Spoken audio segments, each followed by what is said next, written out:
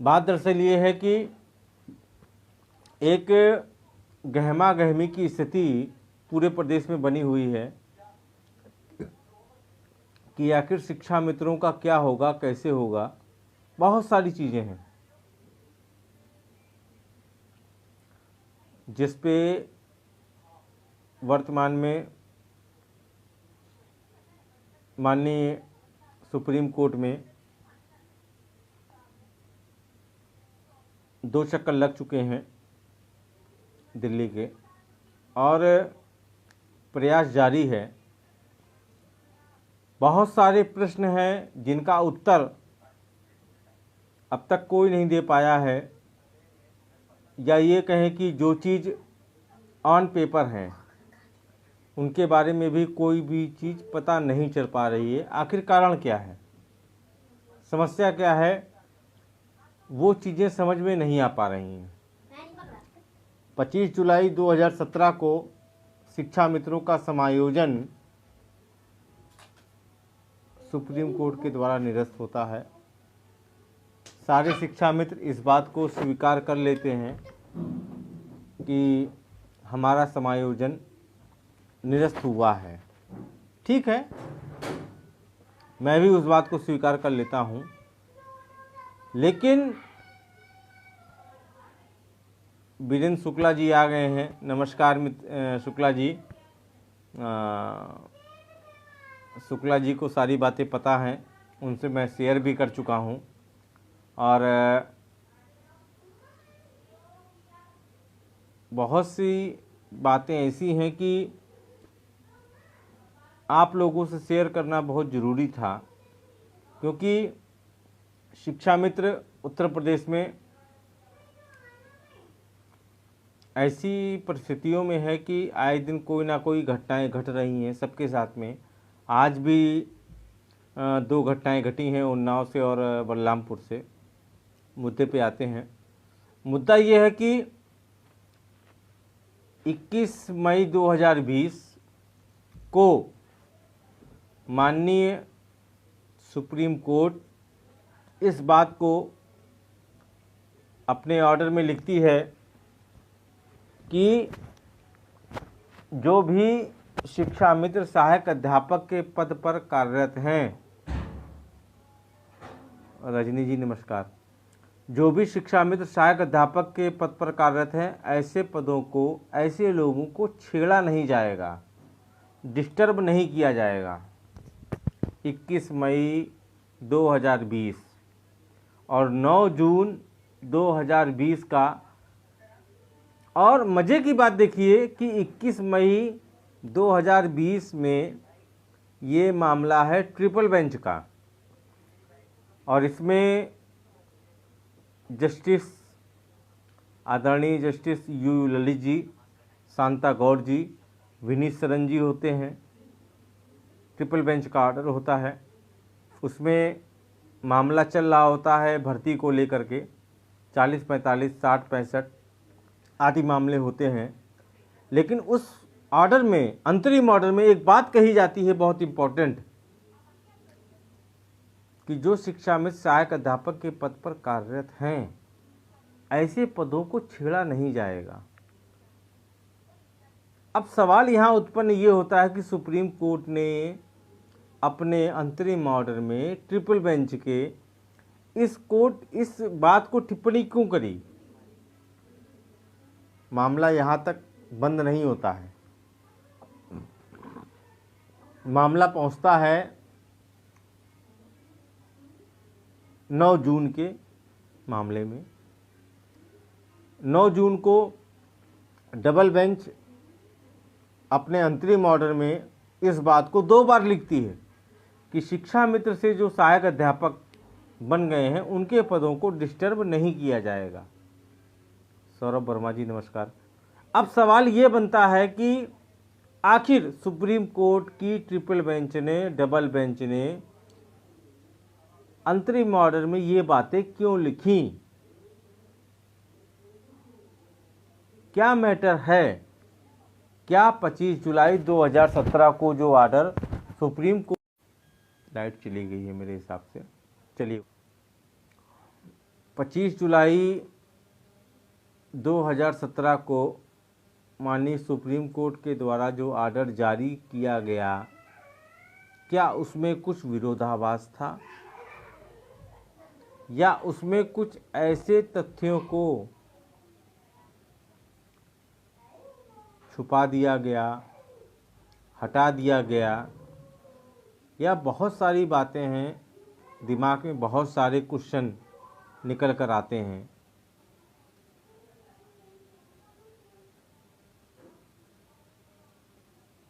कि 2017 के बाद वही सुप्रीम कोर्ट है, वही हमारे सम्मानित जज साहब हैं, ललित जी हैं, शांता गौर हैं, विनीत सरन जी हैं, आखिर ये बात क्यों लिखते हैं? सवाल ये है, सवाल ये नहीं है कि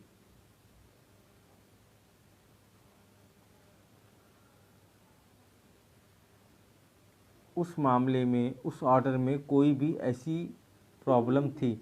सवाल केवल इतना है कि आखिर उस ऑर्डर में ये बातें क्यों लिखी गईं।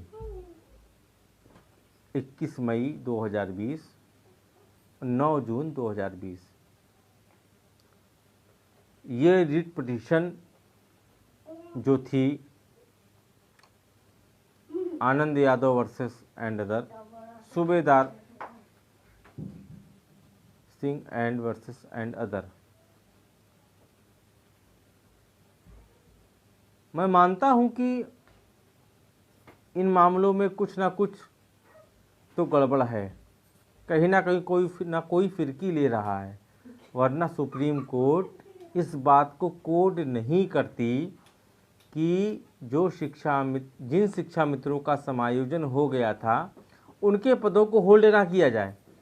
सवाल अब यहाँ पर एक और उत्पन्न होता है कि माननीय मुख्यमंत्री उत्तर प्रदेश योगी आदित्यनाथ जी की अध्यक्षता में एक बैठक होती है और एक सर्कुलर जारी होता है।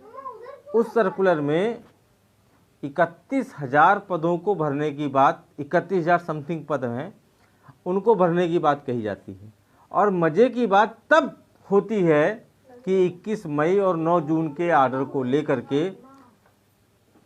हमारी उत्तर प्रदेश की सरकार मॉडिफिकेशन में जाती है 12 जून 2020 को। अब 12 जून 2020 को 12 जून 2020 को ये सरकार मॉडिफिकेशन में क्यों जाती है? क्यों जाती है मॉडिफिकेशन में? सवाल एक ये भी है। तो बहुत सारे अनसुलझे सवाल हैं जिनका कोई भी उत्तर कहीं से नहीं मिल पा रहा है। तो मेरा आप सभी से अनुरोध है इस फेसबुक के माध्यम से कि आप सभी लोग इस बात को समझें। व्यक्तिगत अगर कोई समस्या है, परेशानी है, कोई चीज़ समझ में नहीं आ रही है, तो आप लोग बेहिचक बात कर सकते हैं। मेरा नंबर आप सभी के पास में है और मैं इस चीज़ को क्लियर करने में लगा हूँ कि आखिर फिरकी कौन ले रहा है।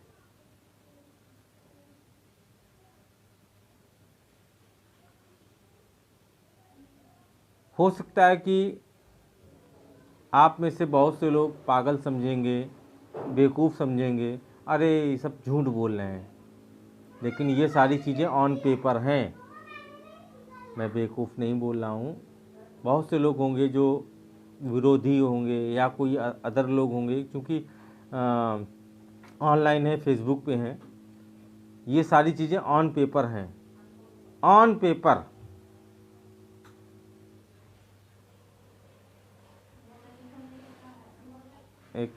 लेकिन बहुत जल्द सच्चाई सबके सामने होगी कि आखिर मामला क्या है।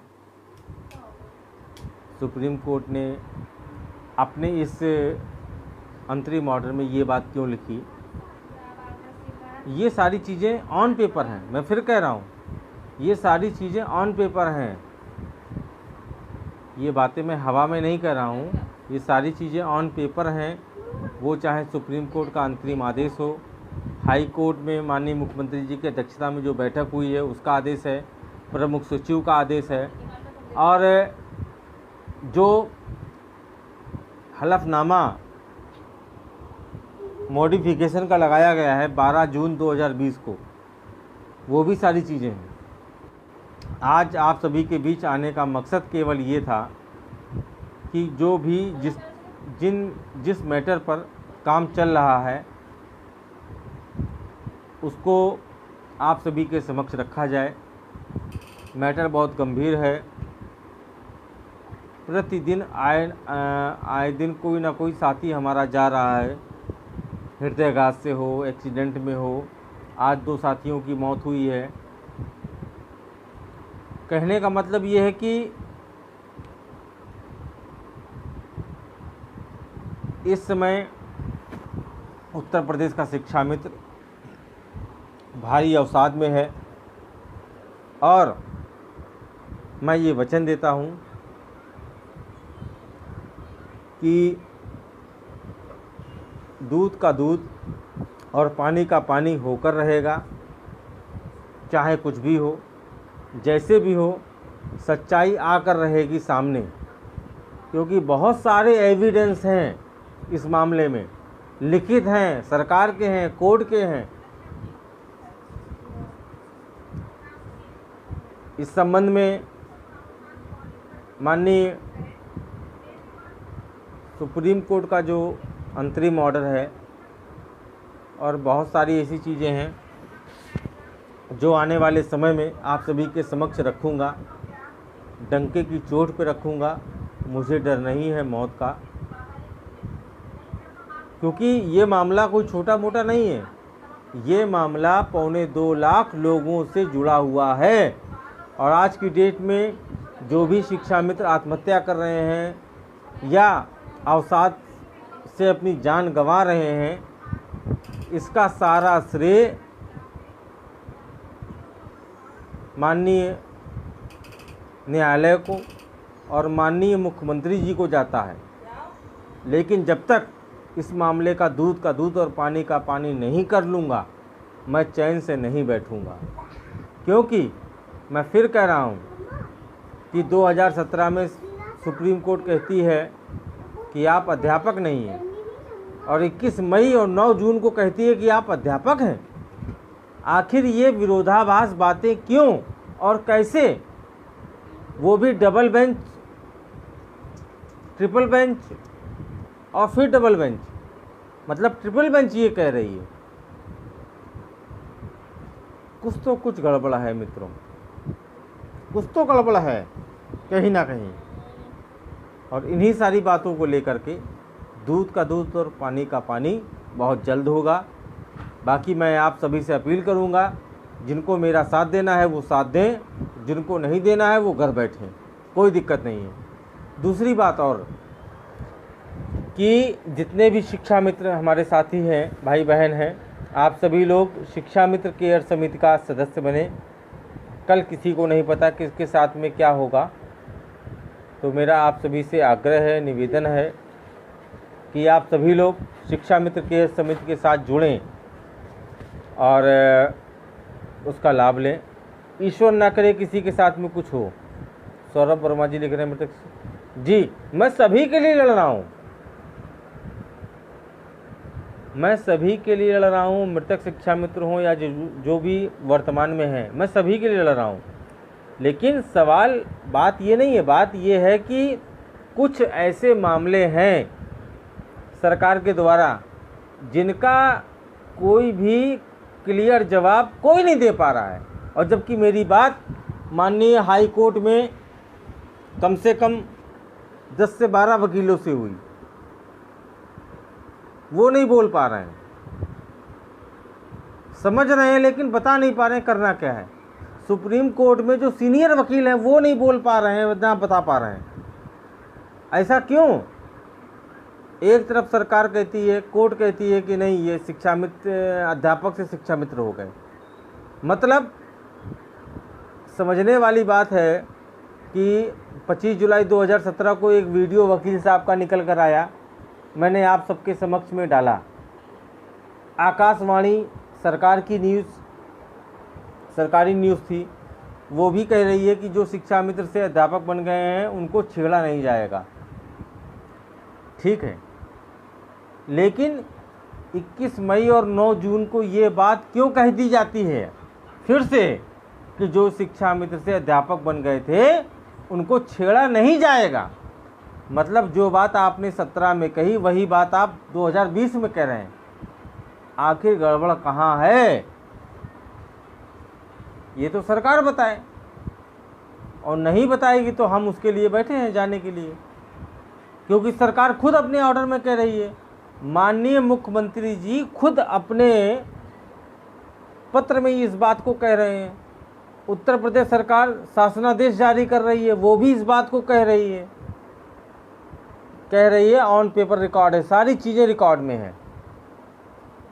सवाल केवल छोटा सा कि 2017 से 2020 के बीच में जो गैप है उसको आप अगर हमारे लिए बात ये कह रहे हैं कि जो शिक्षा मित्र सहायक अध्यापक के पद पर चयन हो गया था, जिनका हो गया था, उनके पदों को नहीं छेड़ा जाएगा, तो अब आप ये बताइए कि आपने 2020 में ये बात क्यों कही 21 मई और 9 जून को? ये बहुत बड़ा सवाल है मित्रों, और इसको ऐसे ही नहीं छोड़ा जाएगा। गलती एक आदमी कर सकता है, दो कर सकते हैं, तीन लोग गलती नहीं कर सकते हैं, समझिए इस बात को। और जो हमारे विरोधी हैं फेसबुक पे, वो भी यह सुन लें कि त्रिभुवन सिंह इस मामले को ऐसे नहीं छोड़ेंगे। अंतिम दम तक, अंतिम समय तक इस मामले को लड़ेंगे, बिल्कुल लड़ेंगे, चाहे कुछ भी करना पड़े। केवल मुझे आप लोगों का साथ चाहिए। रही बात प्रूफ की, ऑन पेपर सारी चीज़ें हैं, जिसको देखना है, जिसको बात करनी है। हालांकि आज बलरामपुर, गोंडा, फर्रुखाबाद, एटा, कई ज़िलों से फ़ोन आए, सबसे बात हुई, तो सब इस बात से संतुष्ट हैं। लेकिन जो एक बात मेरे दिमाग में कौंध रही है कि सुप्रीम कोर्ट का जब ऑर्डर आया था उसको रिजर्व किया गया, एक वकील साहब आते हैं, अपनी बात रखते हैं, और वही बात डिट्टो 2020 में सही साबित होती है। वही बात डिट्टो 9 जून को सही साबित होती है, और वही बात डिट्टो 12 जून को जब सुप्रीम कोर्ट सरकार जाती है मॉडिफिकेशन के लिए तो सही साबित होती है, और वही बात डिट्टो 20 सितंबर 2020 को माननीय मुख्यमंत्री जी की अध्यक्षता में जब बैठक होती है वो बात सही होती है। तो आखिर फिरकी कौन ले रहा है? मामला कहाँ गड़बड़ है? मुझे लगता है कि आप लोग अभी नहीं समझ पाएंगे। खैर, मैं चलता हूँ, खाना खाता हूँ, टाइम काफ़ी हो रहा है, कल मिलेंगे।